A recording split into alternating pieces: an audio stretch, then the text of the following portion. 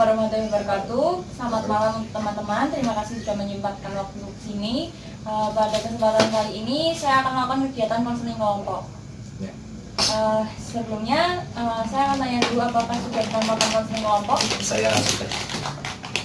Oke, jadi konseling kelompok itu adalah proses bantuan oleh konselor dengan memanfaatkan dinamika kelompok untuk memecahkan suatu permasalahan dalam kelompok. Contohnya jadi nanti teman-teman akan mengungkapkan masalah masing-masing, dan setelah kita identifikasi ternyata masalah salah satu di antara kalian yang lebih berat dan harus diselesaikan, nanti saya sebagai konselor atau ketua kelompok akan memberikan kesempatan kepada teman-teman untuk memberikan solusi kepada masalah terberat tersebut. Begitu, sudah paham? Baik, sebelum melakukan konseling kelompok, alangkah lebih baiknya kita saling memperkenalkan diri terlebih dahulu agar saling mengenal. Dimulai dari saya Sirana. Untuk kalian berdua? Ya, nama saya Aci. Nama saya Udin. Baik, sudah saling berkenalan. Sekarang saya akan menjelaskan tentang asas-asas dalam konseling kelompok. Yang pertama yakni asas kerahasiaan, di mana masalah yang akan kita bahas bersifat rahasia, tidak boleh menceritakan kepada orang lain. Kemudian ada asas kesukarelaan, di mana kita di antara kita sukarela, kalian sebagai konselor sukarela untuk menceritakan masalah yang kalian hadapi. Saya sebagai konselor sukarela untuk membantu atas permasalahan yang kalian hadapi. Kemudian ada asas kegiatan, di mana kalian bersedia melakukan kegiatan konseling kelompok ini. Oke,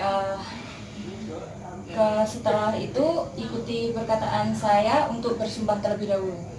Jadi ini sumpah sebagai janji antara kalian masing-masing untuk tidak menceritakan masalah kalian kepada orang lain di luar konseling kelompok ini. Oke, baik, ikuti perkataan saya ya. Baik, saya bersumpah akan menjaga kerahasiaan. Bisa diikuti. Saya bersumpah akan menjaga kerahasiaan. Apapun yang akan diceritakan teman-teman saya di sini. Tidak akan saya bahas di luar tempat ini.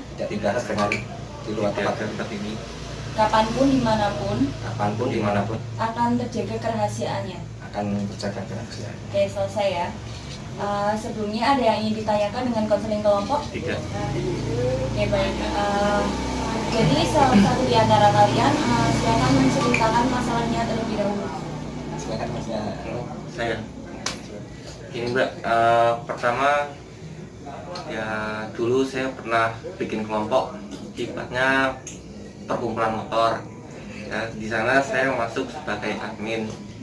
Terus saya ingin mengadakan acara, tetapi saya ada ibaratnya apa ya, semacam argumentasi sama kawan, pendapat masing-masing, tetapi pendapat saya itu diajukan itu saja. Dan ini pengen diulang lagi ataupun dibikin grup lagi perkumpulan motor, tetapi saya tidak mau karena dengan masa yang lalu saya tidak mau terulang kembali. Untuk ya, jadi intinya saja ya Pak. Jadi gini Pak, intinya saja ya. Aku trauma dengan apa ya, intinya difitnah lah gitu. Jadi aku intinya takut untuk keluar rumah, untuk bersosialisasi, untuk bermasyarakat, trauma dengan. Sebelumnya untuk Masnya terlebih dahulu itu kenapa ya nggak mau ikut lagi di organisasi yang baru? Yang tadi saya bilang tadi Mbak, ibaratnya saya itu punya ide-ide cemerlang ya kan, ibaratnya buat memacu gimana sih perkumpulan motor itu supaya maju. Tetapi pendapat saya itu di nomor belakangkan. Jadi trauma nanti suatu saat di organisasi yang akan datang merasakan kayak gitu ya. Juga. Oke, baik, ditanggung dulu ya. Kalau Masnya? Ya difitnah Pak. Jadi gimana ya? Aku nggak pernah bilang A, B, C dan bla bla bla, tapi si A bilang ke si B. Ibaratnya apa ya? Aku tidak menghidangkan. Aku tidak berbilang, tapi si A bilang ke B. Ya. Maksudnya kayak gini, saya nggak paham ceritanya. Bisa dijelaskan lebih jelas? Mana ya? Gini. dalam arti difitnah kan berarti aku tidak mempunyai kesalahan, Iya. tidak melakukan sesuatu ya dalam perkataan atau perilaku, tapi aku difitnah. Jadi aku yang melakukan, padahal aku nggak sama sekali melakukan kayak gitu. Ya ini kan semuanya sudah mengatakan permasalahan masing-masing seperti itu ya. Kira-kira menurut kalian kalian berdua masalah siapa sih yang lebih urgent untuk diselesaikan permasalahannya? Kira-kira siapa? Boleh masnya aja. Oh boleh masnya. Ya, nanti saya pendapat. Ya udah. Kalau masnya menurut kalian punya mas siapa? Mas Haji, Oke, Mas Aji lebih berat dan lebih urgent untuk diselesaikan. Jadi menurut Mas Udin dari permasalahannya Mas Aji itu ada solusi apa dari Mas Udin? Menurut saya sih kalau masalah omongan itu ya biarinlah, nggak usah didengarkan karena mereka ya sisi apa ya, semua orang punya sisi negatifnya iya. sendiri. Tapi kan gini Mas, ibaratnya apa ya? Orang aku nggak bilang, aku nggak ibaratnya melakukan, tapi aku difitnah kayak gitu. Jadi untuk aku untuk bermasyarakat itu, wah, malas kayak gitu. Ya mungkin masih ada solusi Iya. atau Kalau menurut Mas Aji sendiri, Mas Aji menginginkan apa? kan ya apa ya? Ya nggak usah gitulah. Orang aku tidak melakukan apa yang dikatakan mereka. Gitu. Kalau menurut Masnya kan menghiraukan omongan orang. Kalau menurut Masnya ya jangan seperti itu. Jadi kita cari baiknya menurut Masnya emang kalau mengabaikan omongan, karena kita kan hidup dalam bermasyarakat itu selalu tidak jauh dari omongan tetangga gitu ya.